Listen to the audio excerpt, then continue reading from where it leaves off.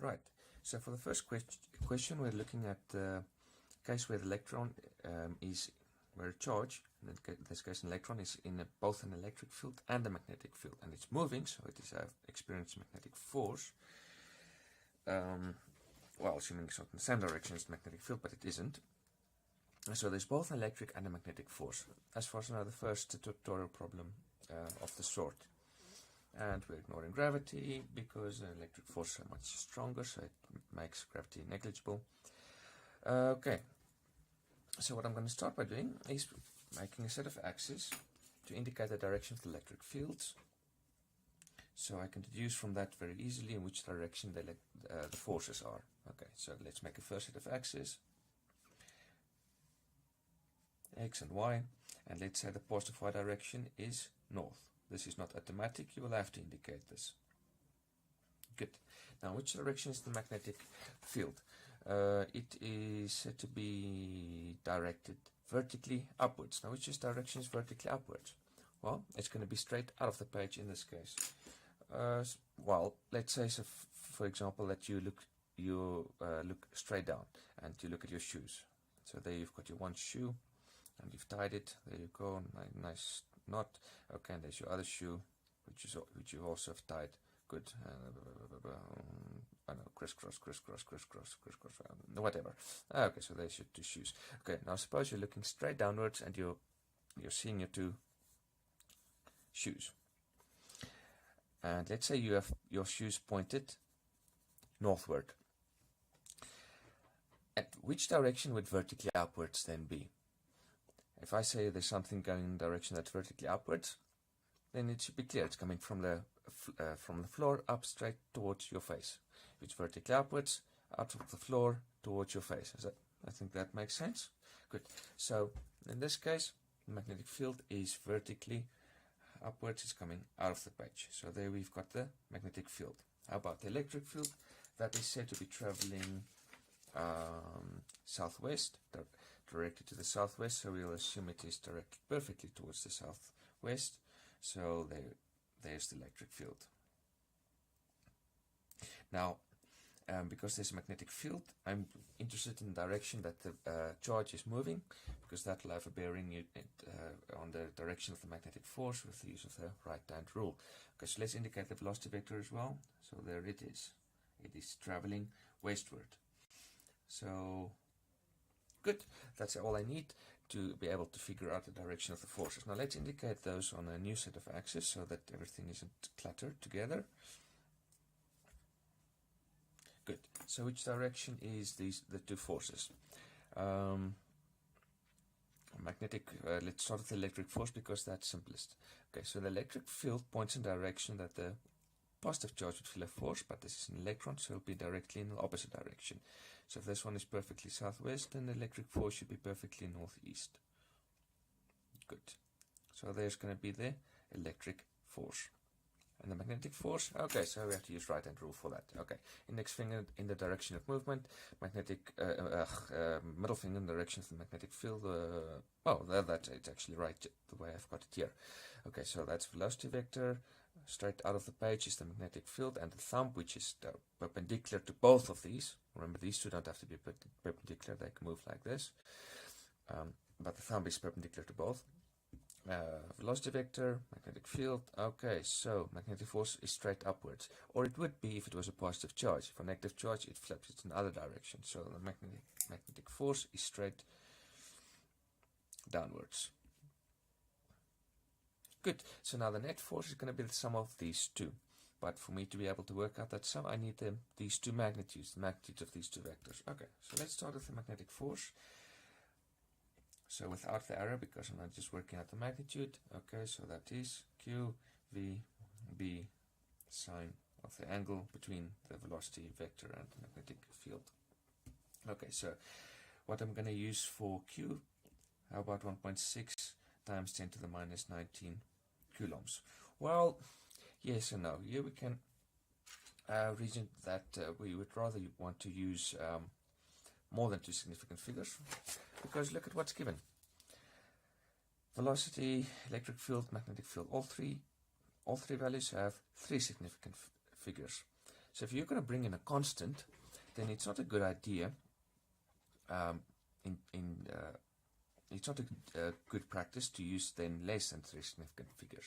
If you bring in a constant, let's say k or whatever else, and you use less than 3 significant figures, then you can ruin this 3 significant figure accuracy.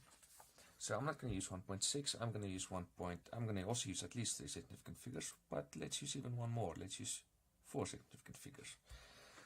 So strictly speaking, in this case, if we just use 1.6, it probably wouldn't have had much of an effect, just because adding more significant figures really doesn't make much of a change. But let's say if the charge of an electron wasn't 1.602, but was something like 1.635, for example, then using 1.6 instead of 1.635 would have made a big difference could have very well have made a noticeable difference in our final answer, which we would like to provide with 3 significant figures.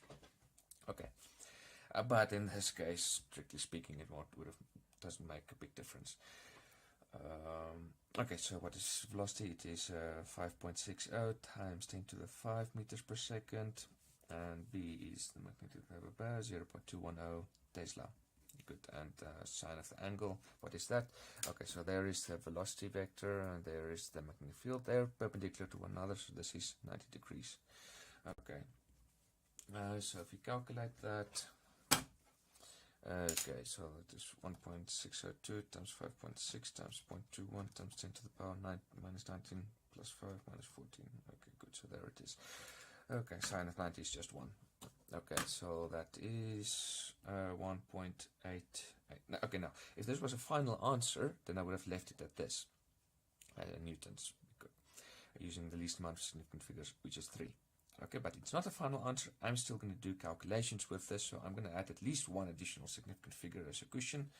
So I sometimes add 2 more, but let's just add 1 more in this case, 1.884 newtons. Okay.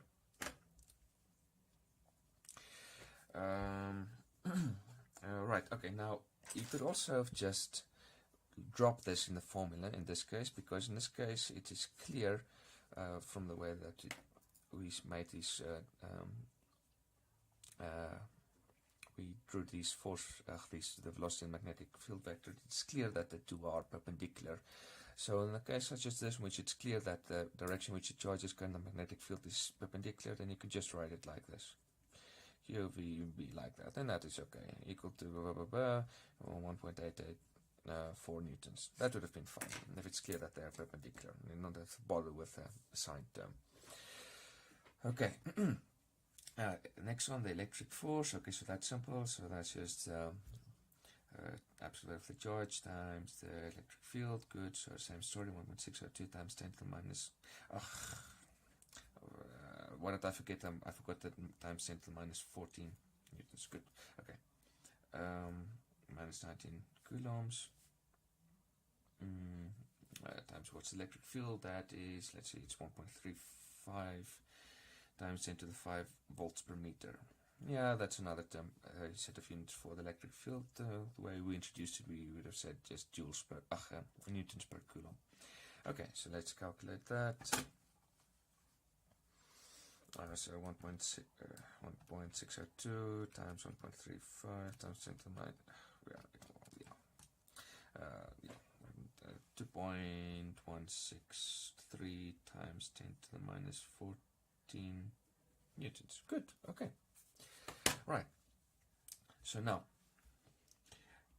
the force that we're after, the net force, I'm just going to write F is Fe plus Fb, and here I made a big mistake, which a lot of you like to make. This is a big mistake, it's not right. The net force is the sum of these two forces. If you write it without the arrows, and you're talking about the magnitude of the two forces. So this would be wrong. Wrong. Why? Well, the easiest way to see why it's wrong is to look at when it would be correct. If they're in the same direction, if they're in the exact same direction, if those are your two forces, the electric force and the magnetic force, then what's the sum of these two vectors?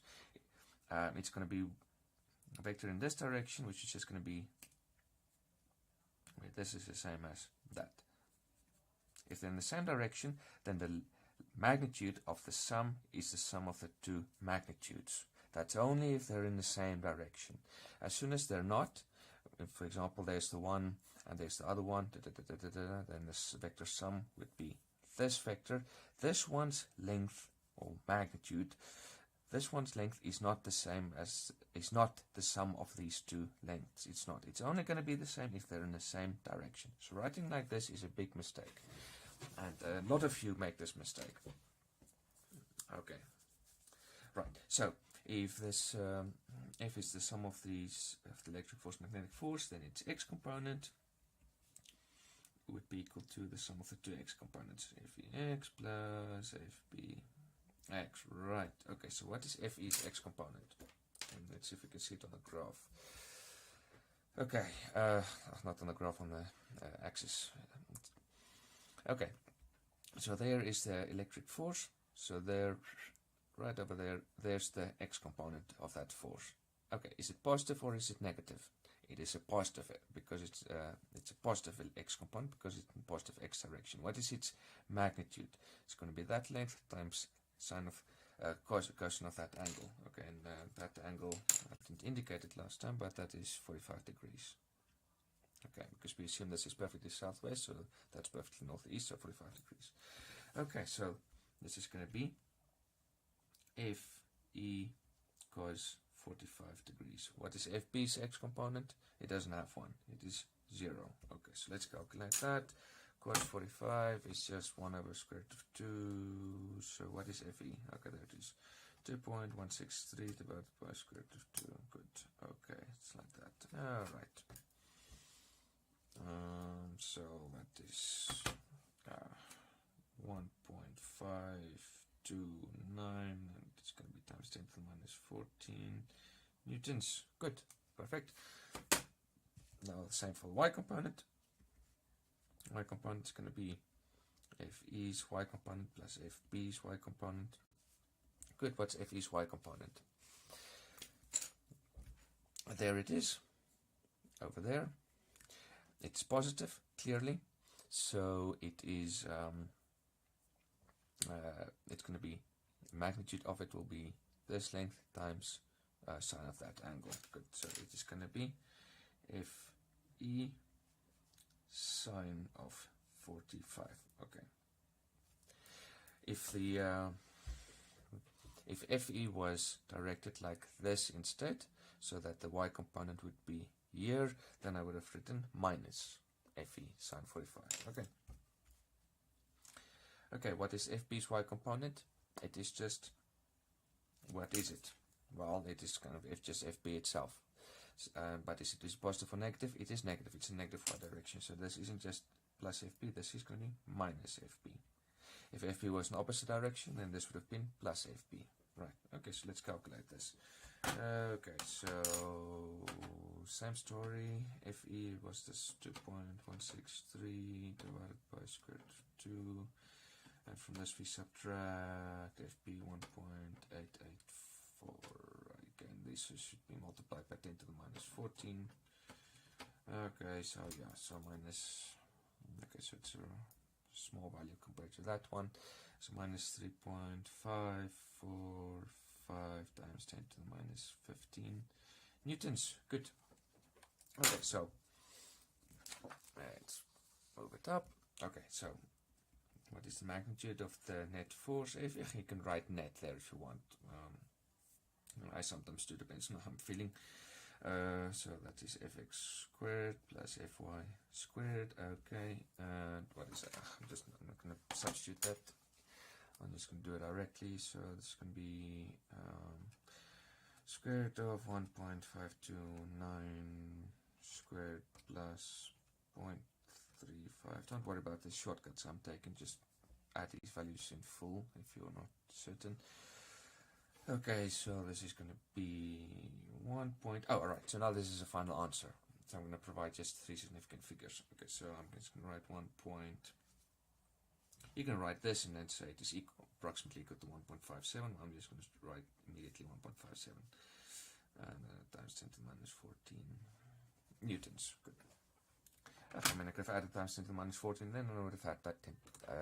I could have added 10 to the minus 14 there, and I would just have gotten 10 to the minus 14 as well. So I'm just taking a few shortcuts for the calculations. Good. Okay, but we still need a direction.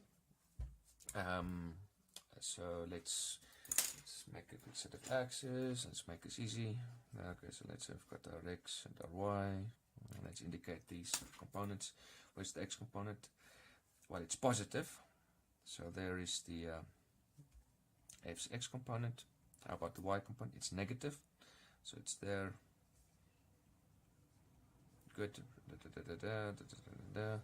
So there is draws nicely. So there is f. Good. I should have made this bigger, but never mind. Okay, so I want the direction of this thing, so I can work out this angle, and then let's get like 80 degrees or whatever, and then say the direction is 80 degrees anti-clockwise from the negative y-axis, or just say it's 80 degrees from the negative y-axis. If you don't say anti-clockwise or clockwise, it is implied to mean anti-clockwise. But it's the norm is to give from the positive x-axis, so I'm going to calculate this angle.